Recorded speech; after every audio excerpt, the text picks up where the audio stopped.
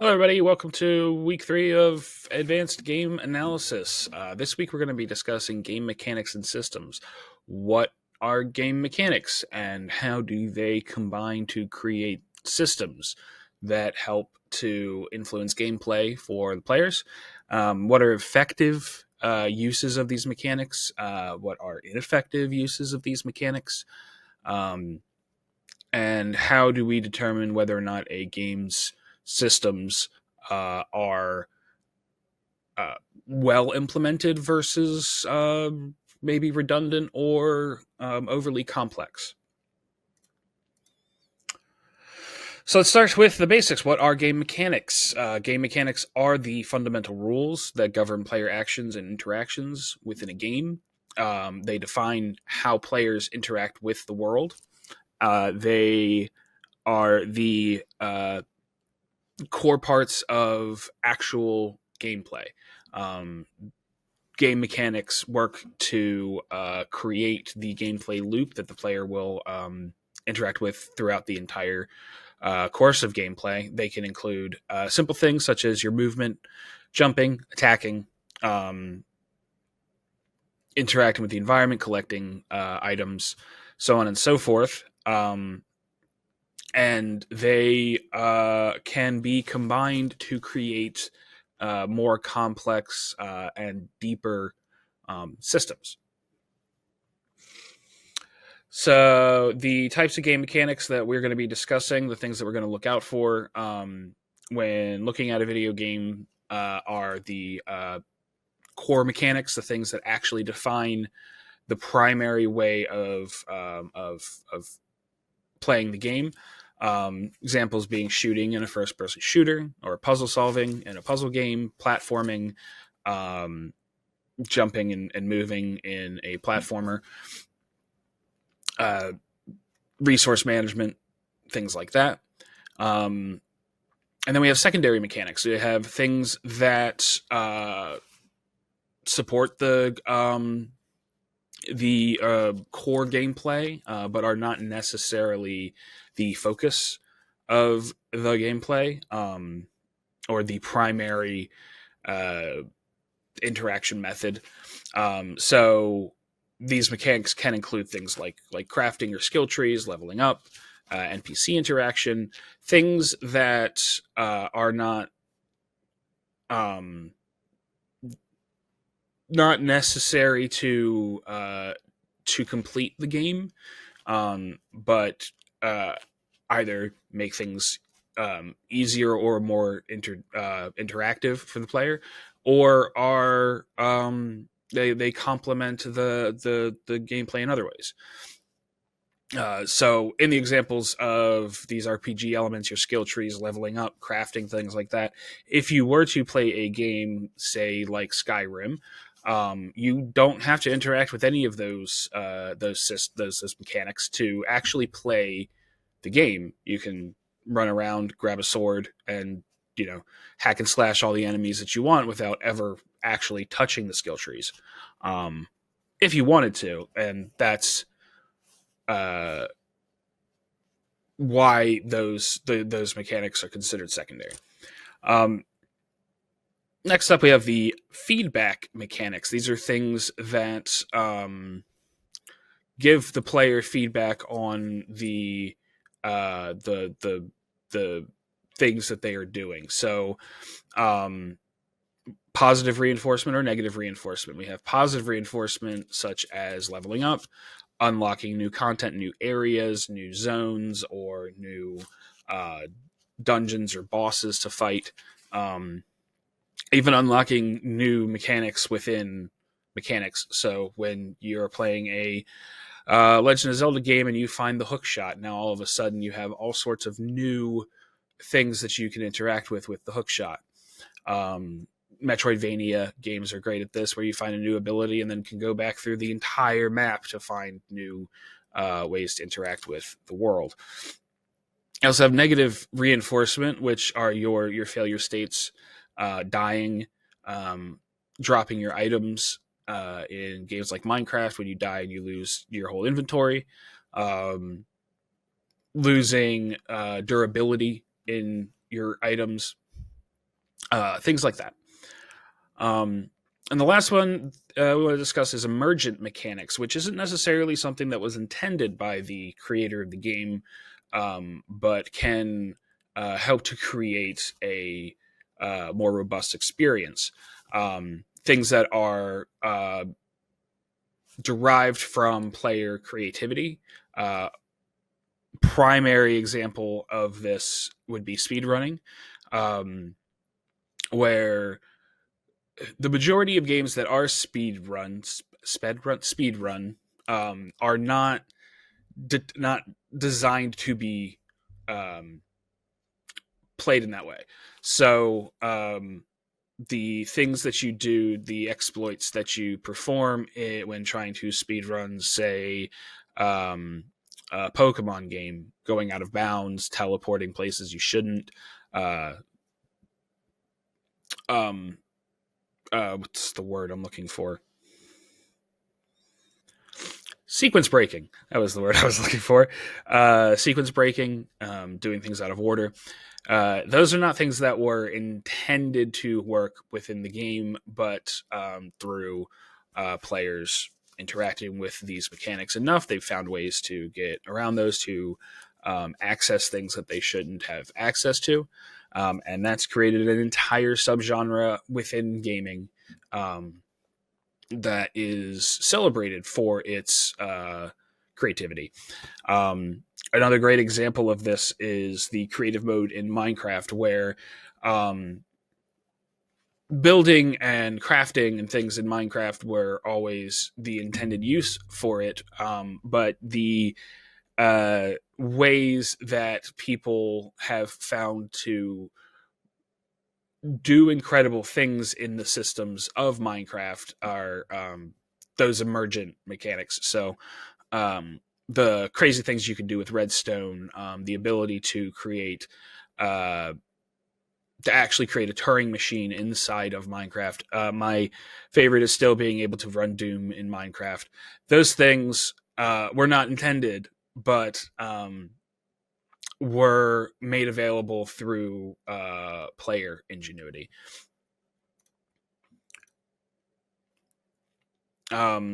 So what are game systems and how do mechanics relate to game systems? So systems are sets of mechanics that create a cohesive experience. A combination of skill trees and inventory management, crafting, things like that can work together to create the system of the role playing experience. Each mechanic contributes to their overall functionality. They create depth. Now, a ton of mechanics inside of a system don't necessarily mean depth. They can be overly complex, and we'll get to that in a second. But you can run into issues when you flood a system with different pieces that will create kind of a stew of a system that either doesn't work as intended or causes issues in other parts of your game. What's important when you're looking at systems is that they need to balance complexity to create depth and accessibility to allow player interaction. When you create a super complex leveling system, a sphere grid similar to Path of Exiles, as in the image on the slide, you want to make sure that these interconnected parts don't create a needlessly bogged down system that players don't want to interact with. So Path of Exile, one of the biggest gates of barriers to entry, is their skill tree, because there's it's daunting when you first look at it. There's so many options, so many things you don't really know where to go, where to start, and how to best interact with it. So when players start playing a game like Path of Exile and they decide that they see that and they shy away from it, that can be needlessly complex. Whereas other players will see that and the builders in the gaming community will create fantastic things out of it, and we'll see it as an opportunity to kind of flex those creative muscles. Um, but it is important to balance that so that you don't you don't turn players away, um, without having them interact with your system, because your system could be fantastic. It could be, when you get into it, you could be Path of Exile's leveling system. It could be World of Warcraft's talent system. Um, but when the barrier to entry is as high as it is, a lot of people can be turned off by that. So you have to balance that. So let's talk about the types of game systems. These are just a few. There are a lot of ways that mechanics can be combined into systems. Progression systems, as we've talked about, your experience, your skill trees, your technology upgrades, the combination of those creating character advancement, or party advancement or army advancement. Things that will give you a marked improvement throughout gameplay. Your economy systems, your resource management, the way currencies work, and your rewards for completing quests or defeating enemies, things like that. That balance creates an economy within your game. Another great, um, great mechanic, great thing inside of an economic system are things like markets. And my favorite example of a market within a game. So a lot of times when you're dealing with buying and selling items in a game, there's set pricing. The developer goes in and decides that a sword is worth this many gold and a shield is worth this many gold, and that's been true since the beginning of like role playing games, with increasing prices based on quality or rarity of the items. There is a game, and if anybody has taken a class with Professor Martino, this is his favorite game of all time. There's a game called Steambot Chronicles that actually has a working stock market inside of the game that changes over time, based on the actions that you take in the game. Now, Steambot Chronicles is from 2004, so it's about 20 years old now, and it is something that is still one of the most in-depth market systems that is affected by gameplay, that I've seen. You can do things in the game that affect the value of certain companies, certain stocks, which will then affect the value of items in the game. And it's very complex, but it's very lightweight for the player. So on the front end, or rather on the back end, you have a ton of systems working to kind of affect the way that this market works. And on the front end, the player sees that an event in the game, such as a war breaking out, can increase the value of a newspaper, because people want to know the news about the war. So if you invest in the newspaper, the war breaks out, you make a ton of money because everyone is buying your newspaper. Things like that. There are also ways to exploit things like that, in that market, to gain a bunch of money a lot faster than you should. And that's an interesting dichotomy of things that you can you can gain from interacting with a system, and things you can see happen in the world around you while that is whether or not you decide to interact with it. Um, that was a long rant about economy, but Steamboat Chronicles has a fantastic market system, and I'm sure talk about it at length. Um, Next systems are your AI systems. So your enemy behavior, the way NPCs interact with you, um, the way things that are procedurally generated are created in the game, um, is all kind of work together to create robust combat or uh, social interactions. Um, this can be kind of branched into things such as relationship systems. So if you have companions in a game, or in games like the Persona games, where you have social links, where you're trying to increase your relationship with other characters to get advantages either through combat or through other systems. It's all handled uh, in a AI system. Um, Next up is physics systems. So you have kind of the way that a movement system in all in one place. So you're running, you're jumping, you're driving, flying, all those mechanics. Uh, the way that environments interact, the way that the player can destroy or change the way an environment looks, and the feedback that the player gets from doing things, interacting with physics objects. So, swinging a sword at a stone wall, or kicking a ball, things like that. These are all parts of physics systems.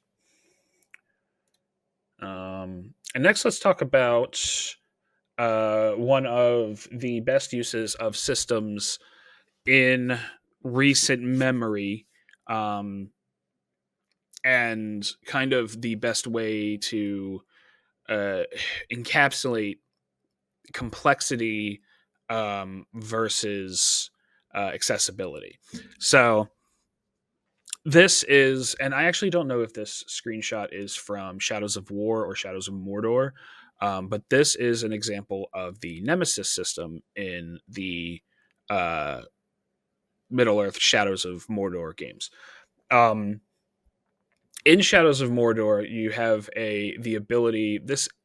It's basically a procedurally generated, or I guess randomly seeded, enemy system, where at the beginning of the game, your nemesis are created randomly. They're given random names, personalities, hierarchies, things like that.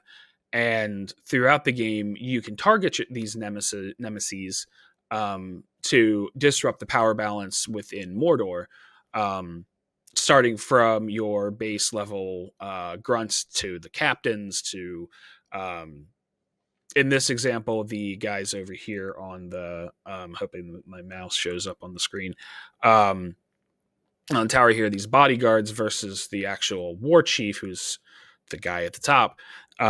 But this isn't just like oh, I'm gonna go and have targets to take out. These are, you know, combat objectives. Um, every one of these characters also progresses throughout the story as well. So when you interact with them, when you take out lower ranking guys, the higher ranking guys will remember you. They'll develop grudges against you. They'll know the ways that uh, you fight. So if you use stealth, they'll respond to your use of stealth and know that you're a stealthy guy. Or if you're, um, riding in on I don't know, one of the giant Middle Earth monsters into battle, whatever, they'll know that you do that, and they can develop ways to um, track you down and stop you, and um, that's a fantastic way to deal with kind of these like targeted enemy uh, interactions, but one step further than that, you can mess with their social hierarchy by one of the things that you can do is dominate these nemesis and have them work for you, become your followers, and you can tell them to do things such as taking out other people within the hierarchy. You can send them after the war chief, or you can tell them to leave their current person that they're guarding, and to make that person easier to take out. There's all these little intricacies to it, and it's presented in a way that is very easily accessible, and provides kind of a richness to the world. Because when you're dealing with a world as robust as Middle Earth, the Tolkien universe is incredibly detailed in all of the little intricacies. That like this makes the world feel more alive, and it's not something that is totally in your face. You have to interact with this. You have to um, deal with this in figure it out. It's taught to you in a very fluid way, and it's presented to you as a this will make things easier. This will make things more engaging. And it gives you those little story beats and things and the interactions between these minor characters, all of which can be very rewarding for the player and not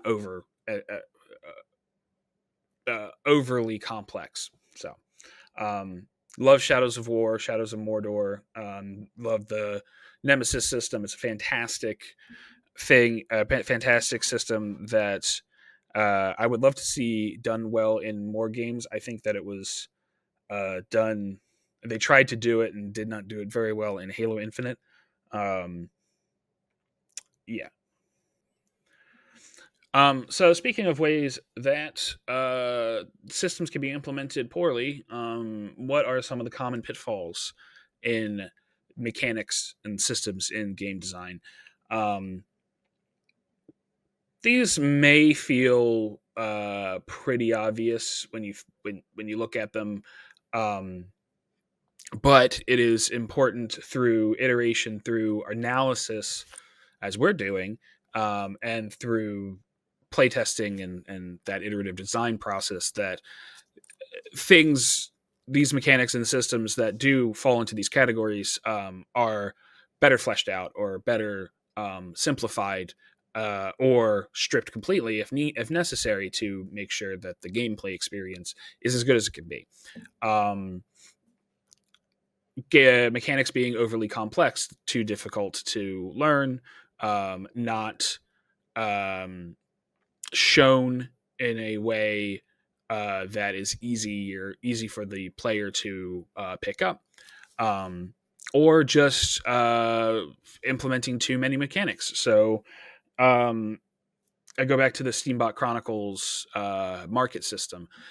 Could very easily have been overwhelming for a lot of players, because the market can interact with all sorts of other different systems within the game to really influence their experience.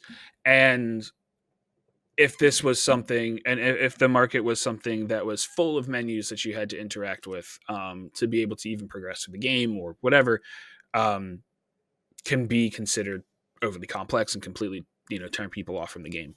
And that's actually true of that system, and can be true of a lot of systems that you may like as well, to certain players. um, and it's just important to balance. I think I said in the last uh, lecture that you can't make everyone happy all the time. You just need to be able to create a balance of avoiding these pitfalls, make things overly complex, while also um, creating as good of a gameplay experience as possible for players.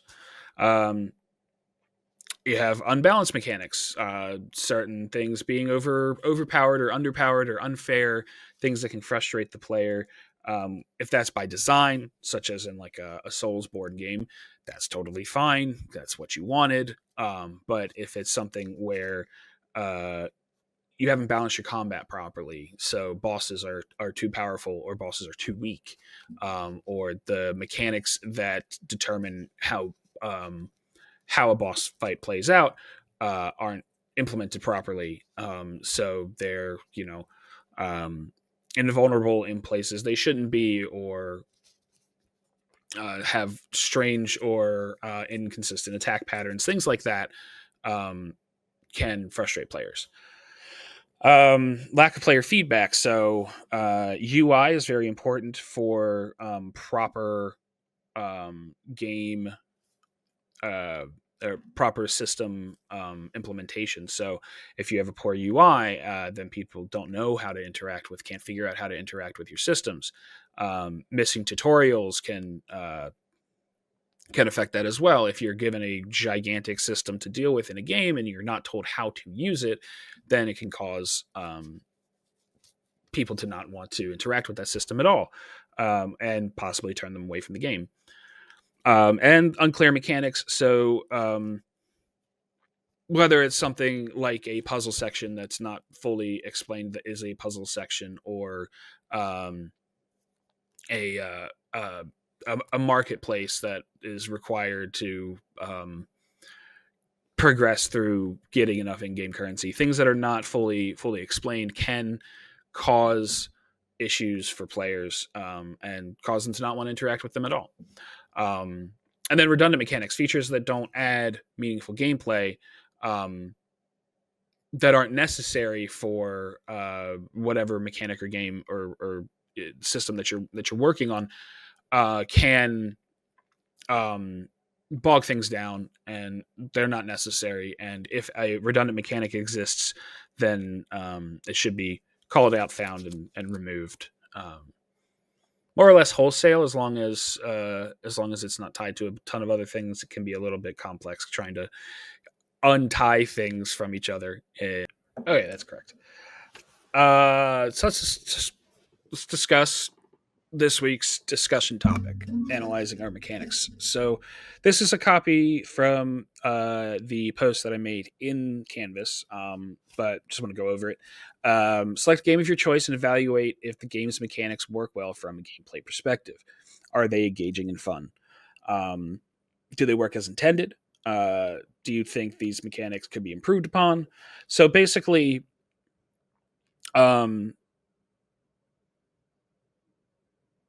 what I'd like is a 3-paragraph response of hitting all these different points. And then once you're finished, make sure that you give feedback to classmates' responses. Talk about whether or not you've played the game, if you know what they're talking about, if you feel that their analysis of these mechanics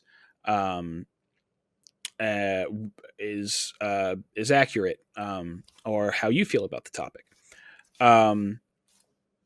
That's it. This is kind of going to be the kind of going